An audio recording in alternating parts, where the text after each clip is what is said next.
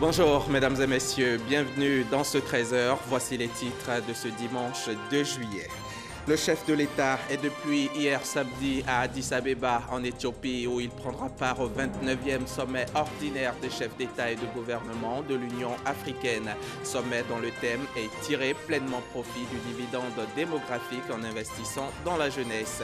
Le Premier ministre Amadou Gon Coulibaly lui a procédé vendredi à la mise en service du premier groupe de production d'électricité du barrage hydroélectrique de Soubré, barrage qui vise à permettre à la Côte d'Ivoire de produire une électricité de qualité. Il se tient un sommet ce dimanche à Bamako pour donner le coup d'envoi à la force G5 Sahel. Adopté en novembre 2015, le principe de cette force militaire a été adopté. Il a reçu un coup d'accélérateur cette année avec le soutien de l'Union africaine et de l'Union européenne. La dengue est une infection virale transmise par les moustiques. Cette infection provoque un syndrome de type grippal et peut évoluer à l'occasion vers des complications potentiellement mortelles. L'incidence mondiale de la dengue a progressé de manière spectaculaire au cours des dernières décennies. La moitié de la population mondiale environ est exposée au risque. Quel est l'état des lieux de la dengue en Côte d'Ivoire et quelle est la stratégie de lutte adoptée par les autorités sanitaires? Pour en parler, nous recevrons dans le cadre du magazine du dimanche professeur Beignet Bivro Joseph, le directeur de l'INHP, l'Institut national d'hygiène publique. Bonjour professeur. Bonjour monsieur. Bienvenue sur notre plateau. Merci. On se retrouve dans 30 petites minutes pour parler dengue, pour échanger donc. Merci. À tout à l'heure. Je vous le disais en titre, le président de la République, Alassane Ouattara, est arrivé hier samedi 1er juillet à Addis Abeba en Éthiopie, où il prendra part au 29e sommet ordinaire des chefs d'État et de gouvernement de l'Union africaine. Tirer pleinement profit du dividende démographique en investissant dans la jeunesse. Voilà le thème de ce sommet qui sera également l'occasion pour les chefs d'État et de gouvernement d'examiner les questions liées à la paix et à la sécurité sur le continent, ainsi qu'à la mise en œuvre de la réforme institutionnelle de l'Union africaine. Awa Touré, depuis Addis Abeba. Aéroport international Bolé d'Addis Abeba, ce samedi 1er juillet, c'est à 18h30 heure locale, 15h30 heure d'Abidjan, que le président de la République Alassane Ouattara est arrivé accompagné de son épouse Dominique Ouattara. Le chef de l'État et ses homologues africains se réunissent à Addis Abeba les 3 et 4 juillet pour le 29e sommet de l'Union africaine. Cette réunion au sommet qui va examiner plusieurs questions liées notamment à la paix et à la sécurité sur le continent ainsi que la réforme de l'Union africaine est placée sous le thème « Tirer pleinement profit du dividende démographique en investissant dans la jeunesse ». Ce sommet va traiter des questions relatives à l'épanouissement, je dirais, de notre jeunesse, c'est-à-dire comment investir dans la jeunesse pour mieux profiter du dividende démographique. C'est important que ce sommet se focalise sur la jeunesse, les perspectives de la jeunesse, l'épanouissement de la jeunesse, faire en sorte que notre jeunesse soit plus rassurée quant à l'avenir et se fixe sur notre continent pour contribuer à son développement. Nous avons dans notre délégation le ministre chargé de la jeunesse et des ministres sectoriels, puisque nous parlerons des questions de santé, des questions relatives au sida, au malaria. Nous avons également, bien sûr, toutes les questions relatives aux réformes institutionnelles de notre organisation.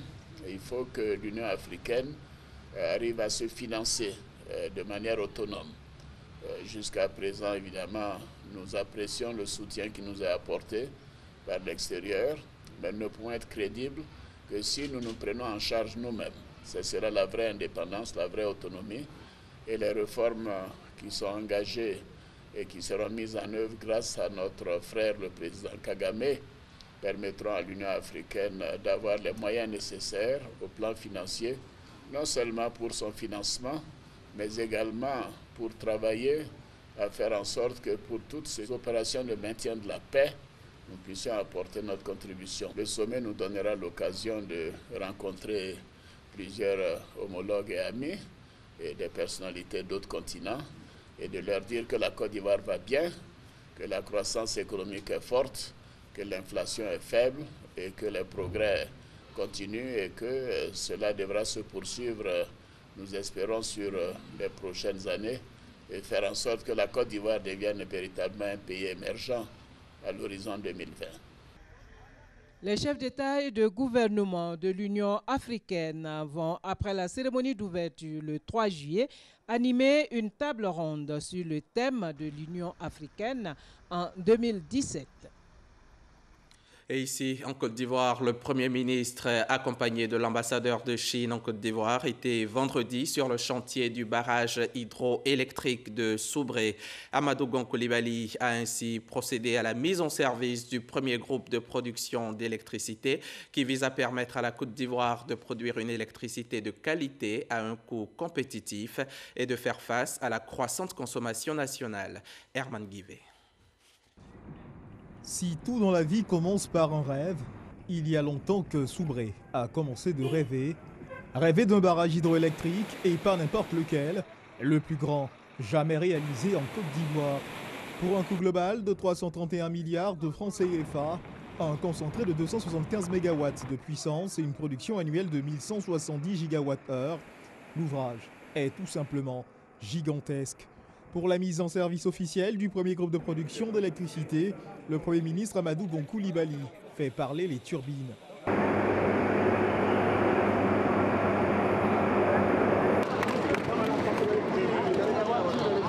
C'est un grand jour, puisque ce projet attendu depuis plus de 50 ans par les Ivoiriens commence à être une réalité, puisque nous venons de mettre en service 90 MW sur le réseau électrique ivoirien. On se souvient que le chef de l'État, en 2013, est venu poser la première pierre du barrage de Soubré. Nous sommes venus lancer les 90 premiers mégawatts. Le président de la République sera là pour lancer complètement les 275 mégawatts de Soubré, poser la première pierre du premier barrage en aval de Soubré. Un exemple de coopération sino-ivoirienne qui obéit à l'esprit et à la lettre des projets de grande envergure. Félicitations aux ingénieurs, aux techniciens et aux officiers, aussi bien de la Chine que de la Côte d'Ivoire, qui, ayant travaillé jour et nuit et main dans la main, et surmonté toutes les difficultés ensemble, ont réussi un tel exploit. Un projet cher au chef de l'État. Dans un relief de pierre et de granit, une puissante machine de production hydroélectrique est sortie de terre. Les stigmates portés par la roche témoignent de l'acharnement avec lequel les puissantes grues et mécaniques ont cisaillé la pierre pour frayer à l'eau son chemin. Environ 3000 personnes ont été déplacées. Les populations qui habitaient les territoires investis désormais par les eaux ont été recasées. La ville de Soubré possède désormais un nouveau pont, de quoi ravir les cœurs des habitants de la Nawa.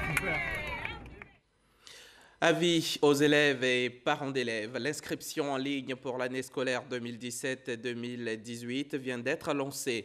Elle sera ouverte du 5 juillet au 7 septembre prochain. C'est Abdoulaye Kouyaté qui l'a annoncé vendredi. Le chef de cabinet du ministère de l'Éducation nationale invite par la même occasion les élèves à se faire identifier en ligne, quel que soit l'opérateur mobile. Issa Chonanyeo. L'inscription en ligne pour l'année scolaire 2017-2018 lancée.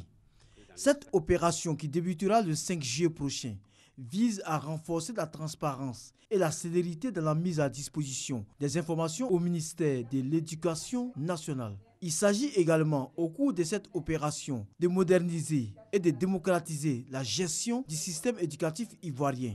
Chaque utilisateur de téléphonie mobile possédant un compte mobile créditeur peut faire également son paiement partout où il se trouve sur l'ensemble du territoire et même hors du territoire national. Je voudrais exhorter toute la communauté éducative à prendre toutes les mesures utiles pour la réussite de cette opération. L'inscription en ligne est l'une des réformes les plus importantes du ministère de l'Éducation nationale, de l'enseignement technique et de la formation professionnelle ces dernières années. Pour la rentrée scolaire 2017-2018, tous les opérateurs des téléphonies mobiles sont sélectionnés pour mener à bien cette activité. L'exercice 2016-2017 a été jugé satisfaisant avec plus de 99,74% d'élèves inscrits. L'opération prendra fin le 7 septembre prochain.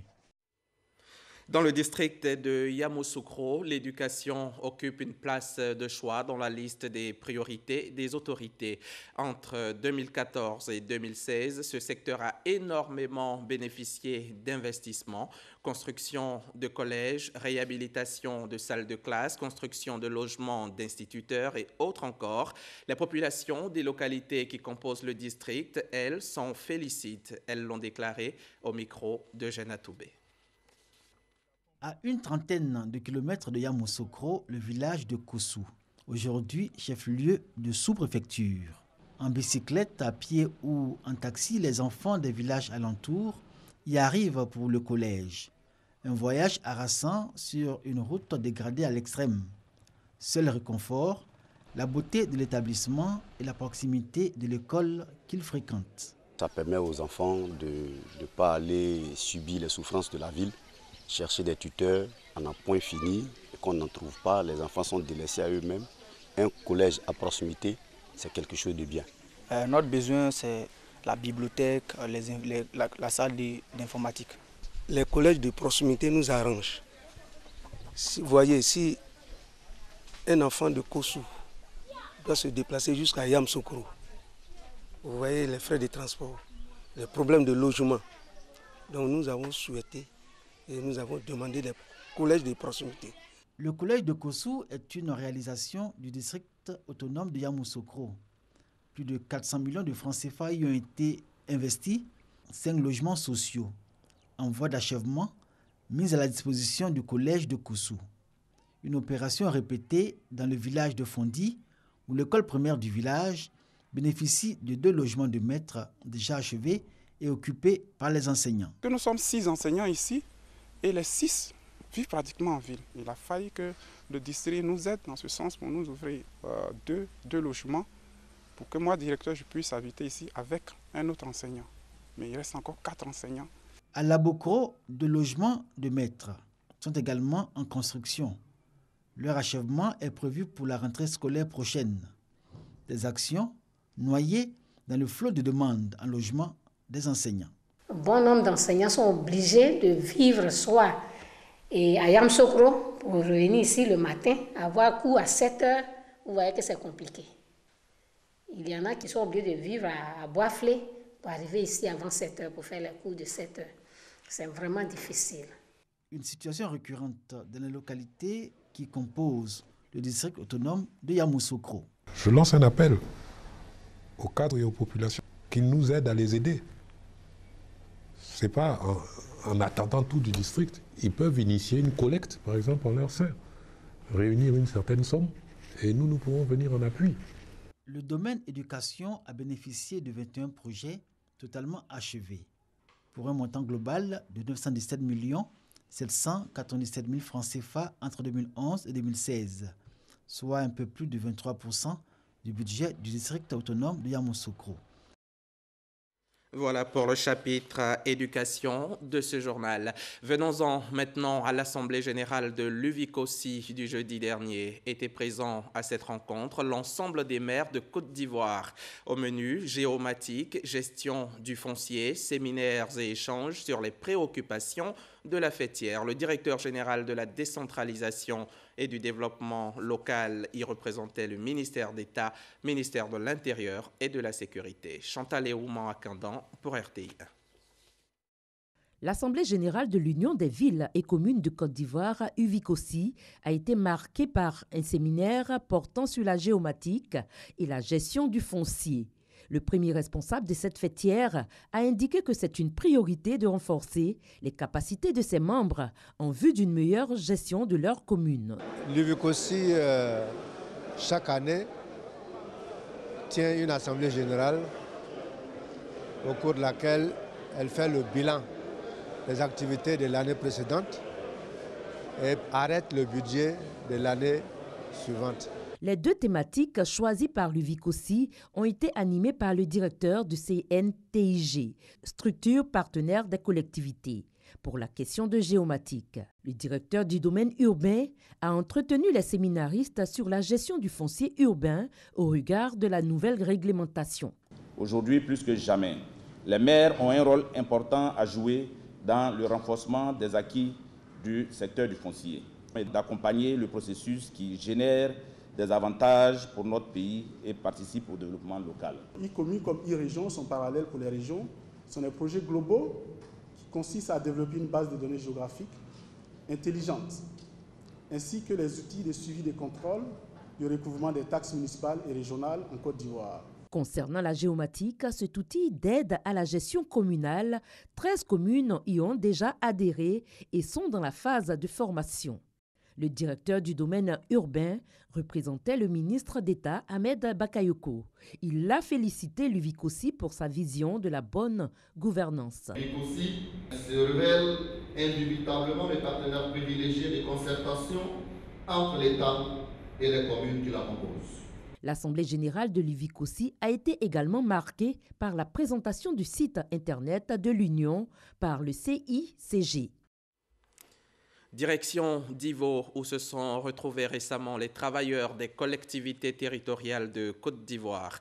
Une rencontre pour réfléchir à leur avenir. Après 3 jours de travaux, ces travailleurs ont plaidé pour leur prise en compte dans les collectivités territoriales en tant que fonctionnaires, avec en prime une amélioration de leur statut social. Sylvain Gonetti, Teresta Peyobwe. C'est la mairie de Divo, région du Lodjibois, qui a abrité les travaux du syndicat des collectivités territoriales venus des principales régions du pays avec un objectif, plaider pour une fonction publique des collectivités. Pour comprendre les enjeux de la chose, le syndicat a fait appel à un expert en développement local, Charles Kwasi Yao, par ailleurs conseiller du Premier ministre en matière de décentralisation. Ce dernier a expliqué aux travailleurs les principaux avantages de la fonction publique territoriale. La fonction publique des collectivités va uniformiser les règles applicables aux agents, notamment en matière de recrutement, et va assurer la fin de la dépendance aux élus locaux. Le secrétaire général du syndicat des travailleurs des collectivités a profité de ces assises de 3 jours pour lancer la mobilisation des ressources pour atteindre l'objectif fixé par le syndicat et qui a recueilli l'adhésion de tous. Pour cela, les travailleurs devront mettre la main à la pâte en vue d'aboutir à l'amélioration du statut social des agents des collectivités. À l'issue des travaux, les travailleurs des collectivités ont exprimé leur gratitude au maire de Divo, Amédée Kofi Kwaku, et au président du conseil régional du Lodjibois, Komina Zakba. En effet, en dépit des pressions diverses et de certaines habitudes acquises, ces 2 élus ont préféré garder tous les agents trouvés sur place à la mairie et au conseil général. Pour ces 2 personnalités, le développement n'a pas d'appartenance politique et ethnique. Seul compte la compétence et la conscience professionnelle. Patrice Cros, un village de San Pedro secoué depuis quelques années par des conflits intercommunautaires, vient de retrouver la paix. Une performance à mettre à l'actif du préfet de région, Ousmane Koulibaly. Les villageois, eux, viennent de célébrer cette paix retrouvée. Le compte-rendu de Mahama Traoré. Ambiance festive à Patrice Cros pour accueillir le préfet de région, Ousmane Koulibaly. Un tel engouement des populations pour témoigner au préfet de région leur reconnaissance pour sa contribution à la résolution des conflits intercommunautaires qui ont secoué ce village ces dernières années. Des conflits nés de litiges fonciers. Aujourd'hui, Patrice Cros a renoué avec la paix et la cohésion sociale. Désormais, cap sur le développement. Les populations réclament à cet effet un dispensaire, une école et des pompes hydrauliques. Doléances exprimées au préfet de région Ousmane Koulibaly, qui s'est engagé à les transmettre aux autorités compétentes. Je me ferai fort de défendre le cas de Patrice Cros, tant en eau qu'en déclassement. Chers parents de Patrice Cros, nous allons unir nos forces et prier Dieu et fasse en sorte que nous puissions réussir cette lourde mission. Situé à 88 km de San Pedro, le village de Patrice Cros compte environ 10 000 âmes. Direction le Tchologo, où 250 jeunes non diplômés de la région sont désormais aptes à l'emploi. Comme 150 autres avant eux, ces jeunes ont bénéficié chacun d'un permis de conduire entièrement financé par le Conseil régional, à qui cette opération de lutte contre le chômage aura coûté 60 millions de francs CFA. Retour sur cette remise de permis de conduire aux récipiendaires avec Léon Brou. 3 mois d'assiduité à l'auto-école et Dougafolo s'en tire avec un permis de conduire. Comme lui, 249 autres jeunes non diplômés et sans emploi de Ferkessé-Dougou, tous désormais aptes à affronter le marché de l'emploi. Je tiens en même temps à remercier le président du conseil régional qui a fait ce grand pas pour nous. C'est de se battre, toujours frapper à de bonnes portes pour avoir quelque chose sous la main, genre pour avoir un emploi, travailler, pour satisfaire la petite famille.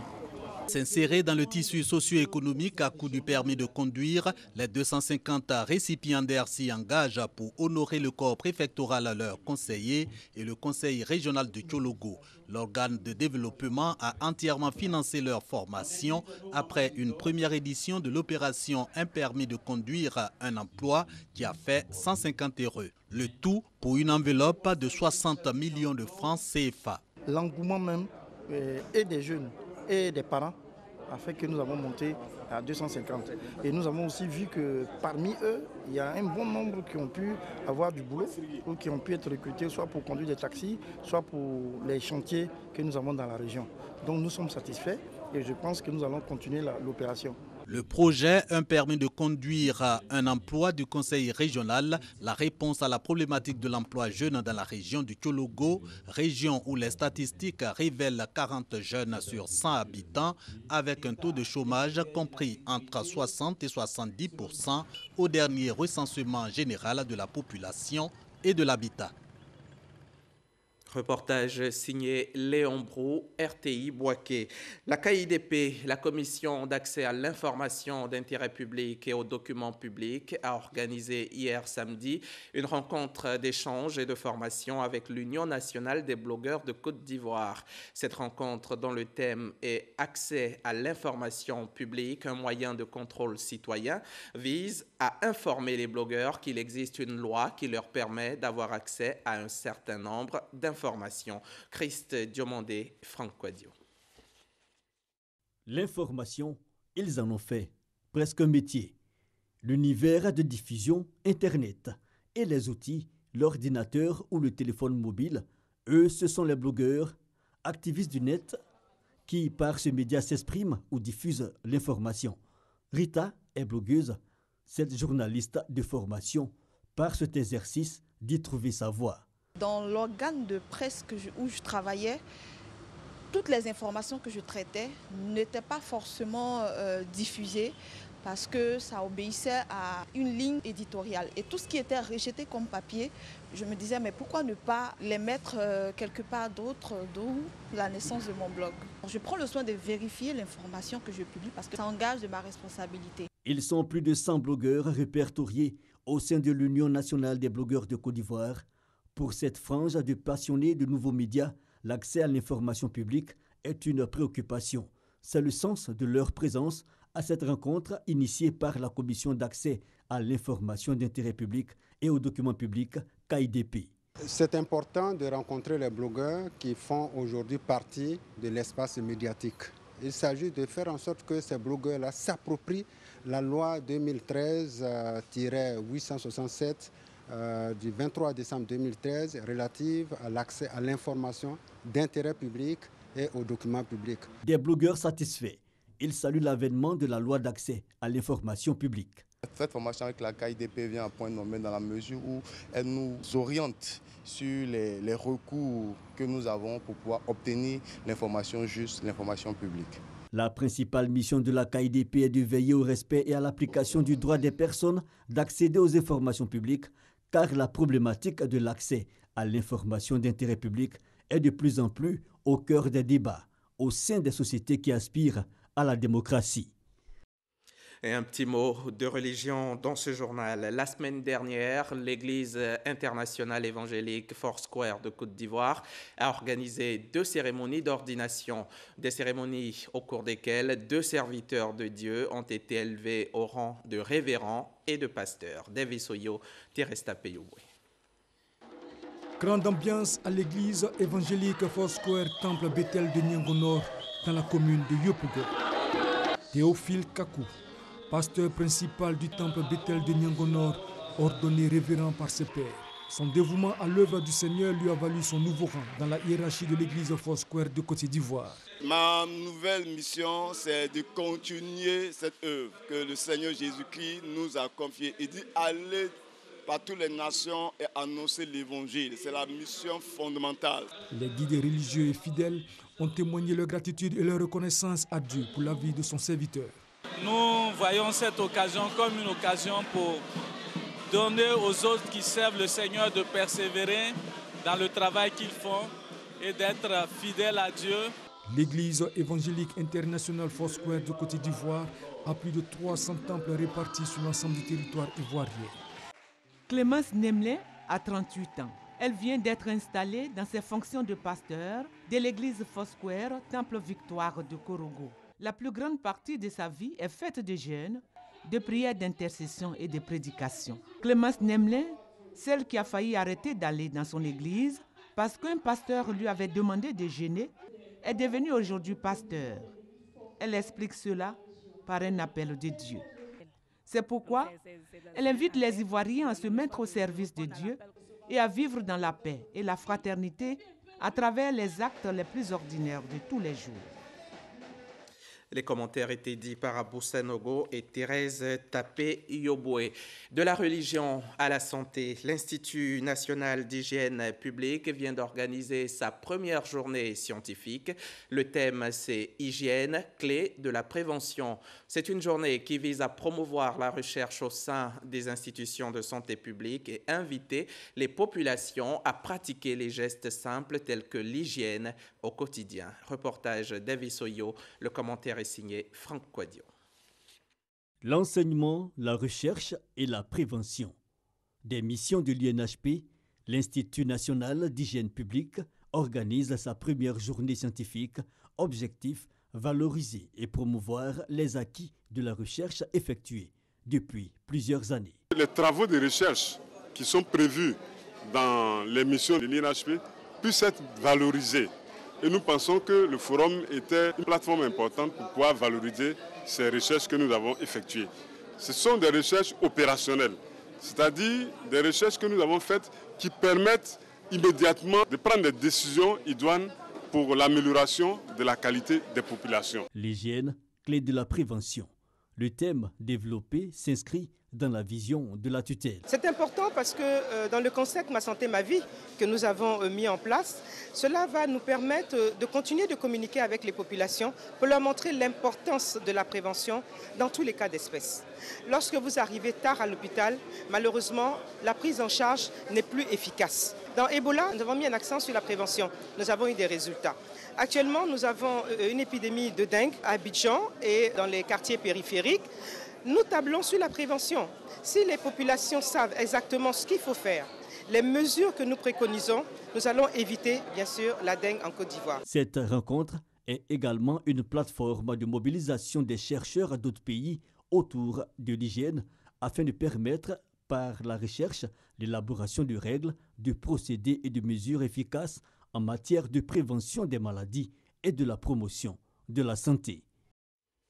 La transition est toute trouvée. Nous sommes à présent dans le magazine du dimanche. Il est avec nous, professeur Beignet Bivreau Joseph, le directeur de l'INHP. Selon une estimation récente, on compterait 390 millions de cas de dengue par an, dont 96 millions des manifestations cliniques. Une autre étude de la prévalence de la dengue estime que 3,9 milliards de personnes dans 128 pays sont exposées à l'infection par les virus de la dengue. En avril dernier, le district sanitaire de Cocody-Bingerville a enregistré des cas de dengue et depuis le 6 mai, le gouvernement, à travers le ministère de la Santé, a entrepris une campagne de démoustication. Regardez. La riposte contre la maladie de la dengue se poursuit. L'Institut national de l'hygiène publique, INHP, a mis le cap sur la cité de Bingerville, qui est du même district sanitaire que Cocody, d'où a démarré la campagne de démoustication. Les autorités locales ont bien accueilli l'initiative. Nous avons la radio à l'Aubé, déjà qui a commencé à sensibiliser. Et il y a eu déjà des affiches qui sont passées. Moi, dans mon quartier, déjà, tous les résidents ont eu des affiches pour demander aux gens de réserver un accueil chaleureux aux agents du ministère de la Santé qui passent pour la démoustication. Toutes les communautés présentes au lancement de la campagne de Bingerville entendent être les relais de sensibilisation auprès des autres populations. Le message est bienvenu parce que nous constatons qu'il y a trop de moustiques dans notre ville. La ville du futur, la belle ville comme Bingerville, on ne doit pas avoir des moustiques. J'ai pris une fiche que je vais aller présenter au quartier pour montrer aux gens qu'il y a une maladie qui est désormais là. Donc il faudrait qu'on fasse attention. Les eaux usées dans les punais, c'est un danger pour la population qui nous apporte la maladie. Notons que la maladie de la dengue est provoquée par la piqûre d'un moustique particulier appelé moustique tigre ou l'Aedes aegypti. Rappelons que la démoustication est une opération initiée par le gouvernement depuis le 6 mai dernier. Alors, professeur, merci d'être avec nous. Merci. Dites-nous, c'est quoi la dengue? Merci d'abord. Je voudrais vous dire merci de la part de Madame la ministre de la Santé et de l'Hygiène publique de nous donner l'opportunité de venir parler de la dengue sur le plateau. La dengue, c'est une maladie virale qui est due à 4 types de virus. On parle de dengue 1, dengue 2, dengue 3 et dengue 4. Et c'est une maladie qui est transmise par la piqûre du moustique. Le moustique tigre, le moustique Aedes. Oui, le moustique Aedes. D'accord. Et elle se transmet cette maladie, vous l'avez dit, à travers la piqûre du moustique. Et ce moustique, il est particulier, il est différent des autres moustiques quand on a l'habitude de voir. Oui, en effet, c'est un moustique qui est blanc-noir, c'est la raison pour laquelle on l'appelle le moustique tigre. Et c'est un moustique, contrairement au moustique du paludisme qui pique la nuit, lui, il pique la journée. Uniquement. Uniquement. Et c'est un moustique aussi qui peut héberger le virus sans tomber malade. Donc, il transmet même le virus à sa descendance. C'est important de le prendre en compte. Et on sait, professeur, que ce vecteur transmet également les virus du chikungunya, de la fièvre jaune et de Zika. Est-ce qu'il faut se méfier de l'apparition soudaine de ces maladies ici en Côte d'Ivoire? Oui, c'est important. Il faut qu'on s'en méfie dans la mesure où le vecteur lui-même, il vit dans notre environnement de tous les jours. Donc, tant qu'il est là, il faut qu'on se méfie de l'apparition de ces maladies-là. Quels sont les symptômes de cette maladie? Il faut dire qu'il y a 2 formes de dengue. Il y a la dengue simple, non compliquée, et la dengue compliquée. D'abord, la dengue simple. D'accord. Les signes de la dengue simple sont vraiment semblables aux signes du paludisme ou de la grippe. Il s'agit d'une fièvre, il s'agit de douleurs articulaires, de céphalées, et puis d'une fatigue. Mais la différence ici avec la dengue, c'est que c'est une fatigue qui est intense et c'est une fatigue qui est persistante. Donc dans ce cas, il faut vraiment alerter le plus rapidement. Dans le cas de la dengue compliquée, la dengue dite sévère, oui, sévère, hémorragique. Exactement. Elle est caractérisée par une hémorragie. Donc c'est le sujet qui va saigner du nez, de la bouche, qui va saigner aussi dans les selles. Et si on ne fait rien, dans les heures qui suivent, le sujet peut décéder. Et comment arrive-t-on alors à diagnostiquer la dengue? Alors le diagnostic de la dengue, il est formellement du laboratoire, il provient du laboratoire. Donc c'est un diagnostic qui est virologique et qui se fait à l'Institut Pasteur de Côte d'Ivoire. C'est-à-dire c'est le sujet, dès qu'il présente ces signes, il faut automatiquement aller dans le centre de santé le plus proche, qui va faire le prélèvement par un personnel de santé. Ensuite, on va acheminer le prélèvement à l'Institut Pasteur. C'est vraiment la seule structure habilitée à faire le diagnostic de façon formelle dans notre système de surveillance et de riposte. D'accord, mais à quel moment la mort peut survenir? Alors la mort survient le plus souvent dans le cas de la forme compliquée, qui est surtout le plus souvent due à la dengue de type 3. De type 3? Oui. D'accord, qui est la dengue la plus répandue?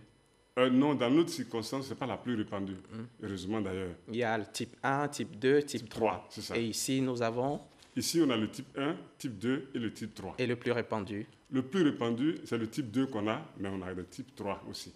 Et on a appris que la dengue sévit plus dans les zones tropicales, les zones subtropicales du monde entier, avec une prédilection dans les zones urbaines, Abidjan, Yamoussoukro, Daloa, les zones urbaines.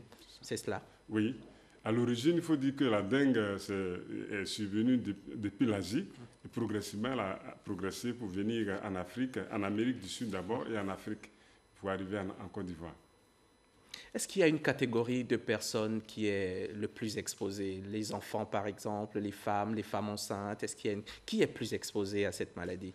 Je dirais tout net que tout le monde est exposé, sans exception. Tout le monde peut faire la maladie. Tout le monde? Tout le monde. D'accord. Et puis, combien de cas de dengue aujourd'hui on compte en Côte d'Ivoire?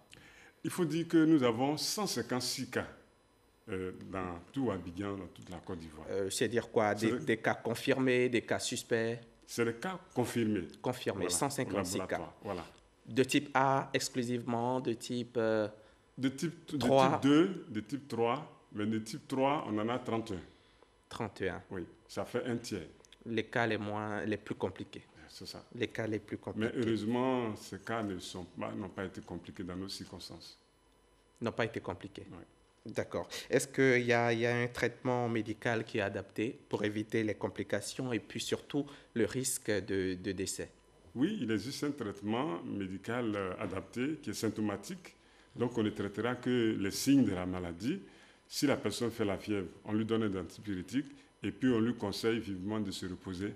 Et dans les circonstances où la personne présenterait une hémorragie, on est amené à transfuser cette personne-là.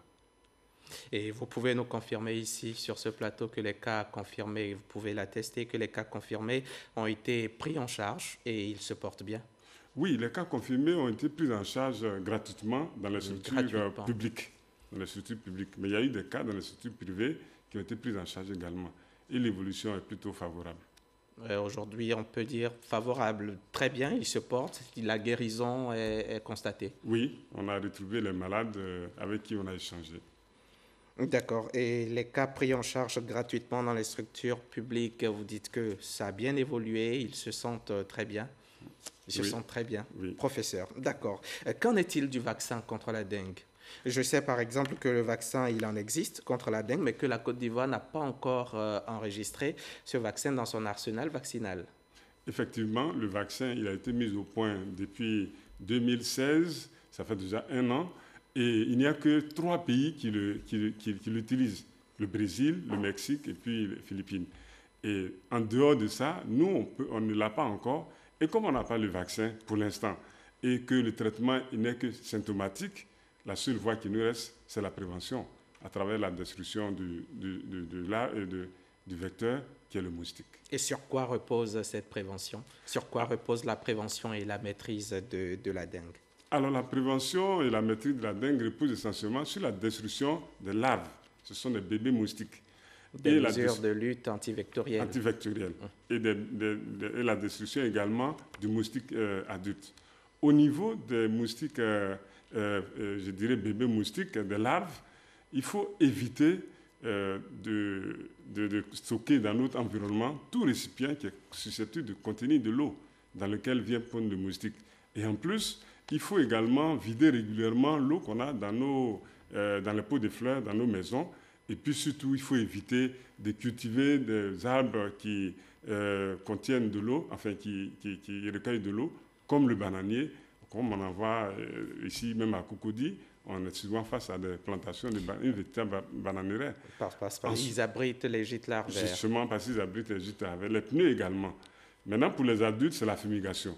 C'est vrai, c'est un effet qui est spectaculaire, mais il faut dire qu'on l'utilise, il n'est que pour quelques heures, mais il faut mettre l'accent plutôt sur l'élimination des gîtes larvaires. C'est ça qui est important. C'est ce qui est important. Ouais. Et le Conseil des ministres a instruit le ministère de la Santé et de l'Hygiène publique ainsi que l'ensemble des ministères concernés à l'effet de prendre des mesures vigoureuses de prévention et de lutte contre la transmission du virus.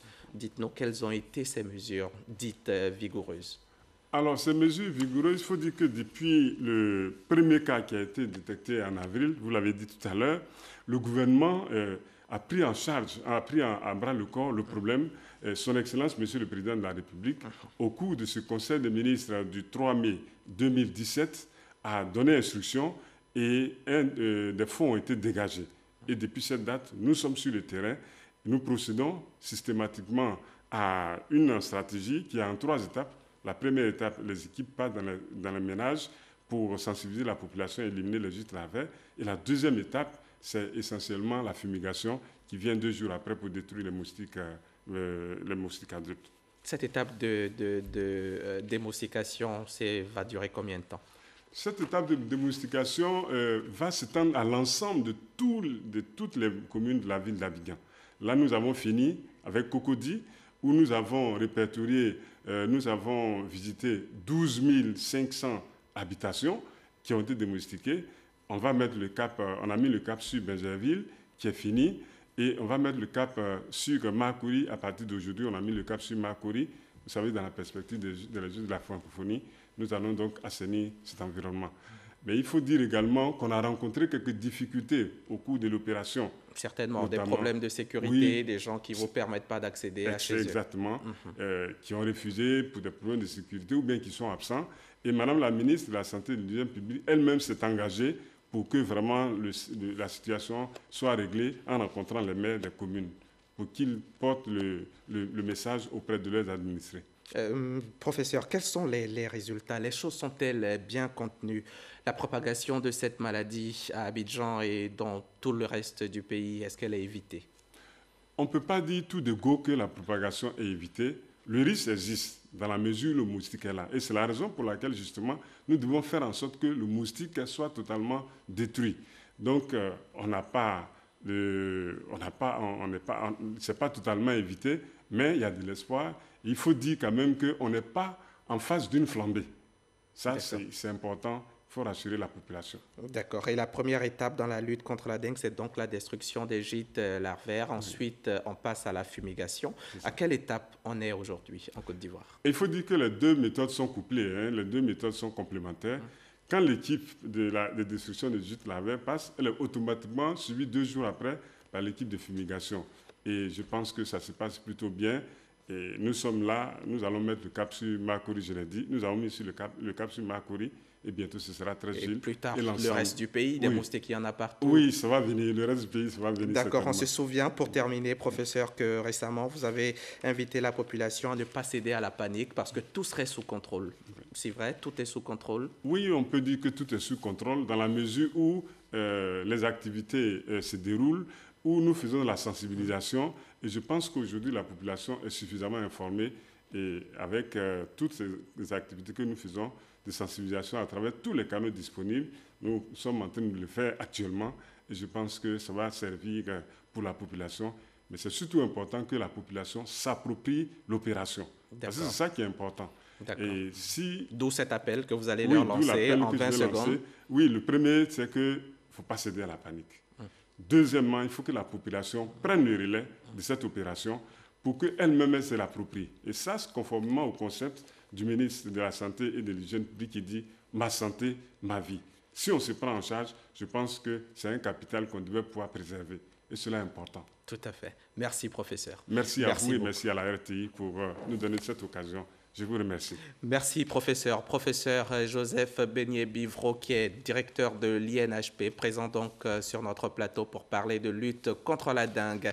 Nous allons terminer ce journal, mais avant, sachez que les Malgaches vivant en Côte d'Ivoire ont célébré lundi dernier la fête nationale de leur pays. Ils se sont retrouvés autour de leur ambassadeur et de plusieurs convives pour commémorer cette date du 26 juin qui marque l'indépendance de leur pays. Le principal objectif du sommet qui s'ouvre ce 2 juillet à Bamako est de donner le coup d'envoi donc à la force G5 Sahel, adoptée en novembre 2015. Le principe de cette force militaire conjointe au Mali, au Tchad, au Niger, à la Mauritanie et au Burkina Faso a connu un coup d'accélérateur cette année avec le soutien de l'Union africaine en avril, puis de l'Union européenne assortie d'une promesse de 50 millions d'euros le 6 juin avant l'adoption 15 jours plus tard d'une résolution du Conseil de sécurité de l'ONU qui a salué la création de cette force. Et puis en France, pour terminer, après 30 ans au PS, Benoît Hamon a annoncé à l'occasion du lancement de son mouvement du 1er juillet, devant plusieurs milliers de personnes à Reuilly en banlieue parisienne, qu'il quittait le Parti socialiste. Entre le parti de la rue de Solferino à Paris et lui, c'est donc bien fini. Lâché dans la même semaine et par Benoît Hamon et par Manuel Valls, le PS et ses 31 députés voient son avenir encore s'assombrir. C'est la fin de ce journal. Merci de l'avoir suivi. Bon dimanche sur nos antennes.